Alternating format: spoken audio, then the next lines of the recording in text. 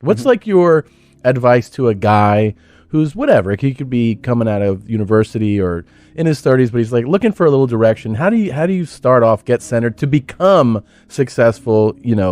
Get money, get big. Like what would you tell them? I can answer that question in so many different ways. There's like 10 different answers I can give. But I think truthfully, in the world we're living in now, I use this analogy a lot. Maybe I overuse it, but you need to find a way to some degree to escape the matrix. And I say the matrix because the matrix, the way it is designed. And you're not just talking shit because you've actually done that. I've escaped the matrix. Yeah. I've literally escaped the matrix in nearly every form. So any form of oppression no longer applies to me. I can't be canceled. No, I can say what I want. My finances are secure. I've escaped the matrix. And when I talk about the matrix, it primarily applies to men because men are the backbone of the slave force. We always have been and always will be. And unfortunately now, if you're a law-abiding man inside the matrix, your future and the life that is laid out for you is nothing but depressing. You're going to go to school. You're going to get in debt. You're going to get a job. You're going to get a wife. Divorce is coming. You're going to lose the house eventually. Your job's shit. Inflation's outpacing your wages. You're going to work. No one's going to appreciate it. Now you're old and your life's over. That is the matrix for 99% of men. And you need to find a way to escape it. And I guess I was kind of fortunate from a young age. I always knew that the matrix was coming and that the system is designed to oppress. The people who make the rules do not make the rules for the benefit of us. They make the rules for the benefit of the people who make the rules. And I knew that. And I think every person intrinsically knows that. Like if it's 4 a.m. and you're sitting in a gas station and a Lambo pulls up, you're probably thinking drug dealer or criminal. You're not thinking, oh, he definitely went to school. The system is absolutely broken. It's designed to oppress. And that the majority of people who stick to the rules are going to lose. I don't want to sit here on a podcast that goes out to this many people and encourage anyone to break the law in any form. Of course. But the idea of the law-abiding citizen has been decimated in real time. In the last 3 years ago, you could stand there and proudly say, I'm a law-abiding citizen. The last 2 years, if they have not taught you that being a law-abiding citizen is going to turn you nothing into a fucking experiment for Big Pharma, then you're an idiot. You can no longer obey the law. And I'm not saying you have to break the law, but you need to find a way to do what the elites do, which is bend the law. Yeah. You can no longer sit there and go, I'm just going to follow the rules and it's going to be okay. No, it isn't. And if you're a man, it's your job to find a way to not be sticking to those rules enough to escape the matrix and become free. Because what's actually most crazy about this period of history is that it's actually the easiest time in human history to become rich. And the reason for that is because there's so many people inside the matrix being destroyed. Money has to go somewhere. I've made so much money during COVID, it's absolutely incredible, right? Yeah. And a whole bunch of people got lucky. I've always been disciplined with myself because I've always lived a disciplined life. I lived in a disciplined household. Like there was no such thing as I don't want to. So even now, if I wake up and I don't want to do something, I don't need someone to tell me to do it because I'll do it anyway. I mean, who wants to run a marathon? Nobody. Who wants to do that? You just do it, don't you? Because, it's the thing you're going to have to do, and you have to blood, sweat, tears, blah, blah, blah. So, yeah, I was growing up in a very disciplined household, and I think it's absolutely the best thing that ever happened to me.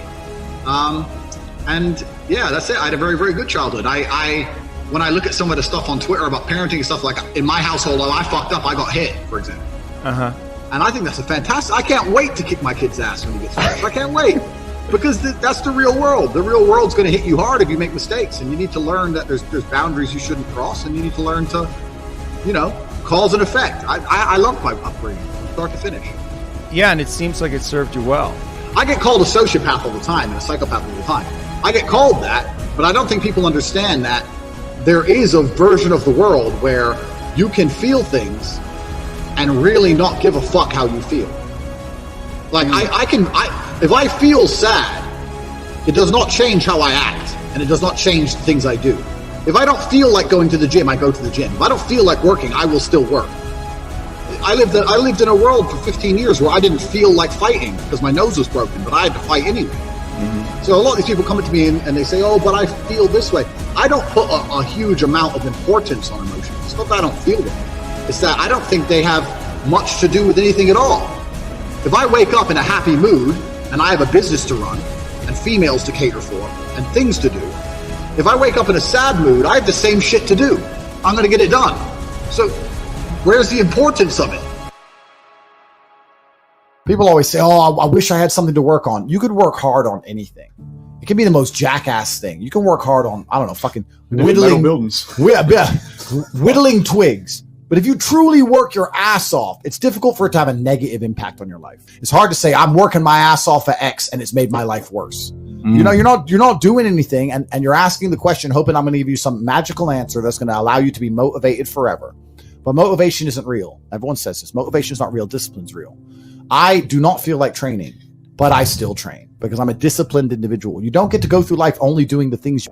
This once again ties into your network, the people around you. If everyone else around you, when you say you feel a certain way, if they don't check you, then why are you hanging around with them? Facts. If you're going to sit there and go, I feel sad, and your friend's going to go, oh, bro, you feel sad, man? Sorry to hear that, bro. It's hard to be sad, bro. You sad, bro? Oh, we're sad too, bro. I was sad last week. What the f***'s wrong with you? I can't even, Tristan, I feel sad. Like, shut up. My boys around me, there is no weakness in my circle. Yeah. You need to create your reality.